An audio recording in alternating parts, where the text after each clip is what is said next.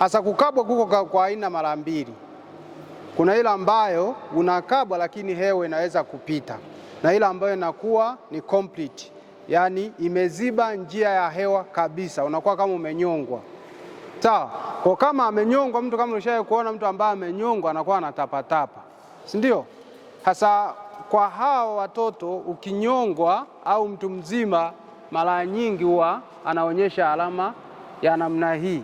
Naweza akaonyesha mkono mmoja au mikono miwili. Hasa ukimuuliza kama amekabwa utaona anafanya hivi, lakini kuongea hawezi kwa sababu njia ya hewa ndio imezibwa kabisa. Lakini kama haijazibwa, huyo mtoto anakuwa anakohoa.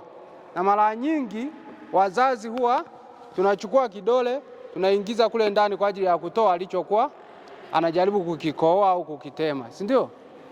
Hivyo hivyo hata kama mtoto huyo haongei, amekabwa, si ndio? Huwa tunaingiza kidole kukitafuta wakati akiwa anahangaika, si ndio? Kwa ajili ya kukitoa. Sio? Si ndio tunafanya hivyo? Sasa kama mtoto au mtu mzima anakohoa, njia yake ya kumsaidia baada ya kupaliwa, muache mtoto aendelee kukohoa. Sawa?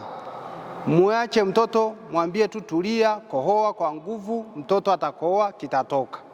Kama hakitatoka ataendelea kukohoa na kukohoa, utaona labda anaendelea kuchoka, mpeleke hospitali au tupigie hiyo namba ambayo iliyoko hapo, tutakuelekeza nini cha kufanya. Sawa? Huyo ni mtu ambaye anakohoa. Yule ambaye hakohoi ndio tatizo. Anahangaika tu, unaona anahangaika kwenye shingo, wapi, ameweka mkono. Huyo ni tatizo. Na hawa watoto wengi huwa hawafiki hospitali, huwa wanakufa nyumbani. Kwa sababu ndani ya dakika 5 kama umekabwa huwezi kupumua.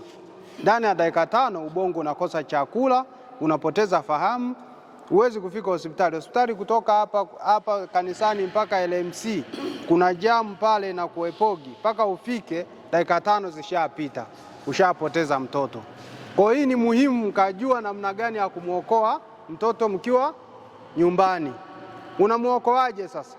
Kitu cha kwanza, kama ni mtoto mdogo kama huyu, unaweza ukatafuta kiti kama kile pale ukakaa. Kama hauna kiti unapiga goti namna hii. Si wale kule si wanaona? Unafanya namna hii. Kichwa, hakikisha kichwa umekisapoti vizuri, kwa sababu watoto sehemu kubwa ambayo ni nzito ni kichwani. Kwa hakikisha umekisapoti vizuri na umetengeneza ka slope kidogo. Sawa? Unafanya namna hii. Alafu unakisukuma kwa nguvu mara 5. 1, 2, 3, 4, 5. Utaona aidha kinatoka au kinasogea mdomoni. Kama kinasogea mdomoni ndio unaweza kukitoa. Kama haukioni, usijaribu kuingiza kidole kama tunavyofanyaga kitu ukioni unaingiza kwenye mdomoni. Ukiingiza mdomoni kama hukioni unakisukuma, kuna riski ya kukisukuma ndani zaidi. Lakini kama unakiona unaweza ukakivuta au unaweza kutumia hata kidole chako kidogo ukaingiza ukakitoa. Kwa hiyo utafanya mara 5 upande huu, unageuka upande wa pili. Kwa hiyo utageuka tena goti lako, alafu unageuza mtoto. Hakikisha miguu iko katikati namna hii. Ukiweka hivi mtoto atakuponyoka, ataanguka. Sawa? Kwa hivi namsapoti mtoto asiweze kuanguka. Kwa hiyo unaenda tena upande wa pili, unaweka vidole namna hii.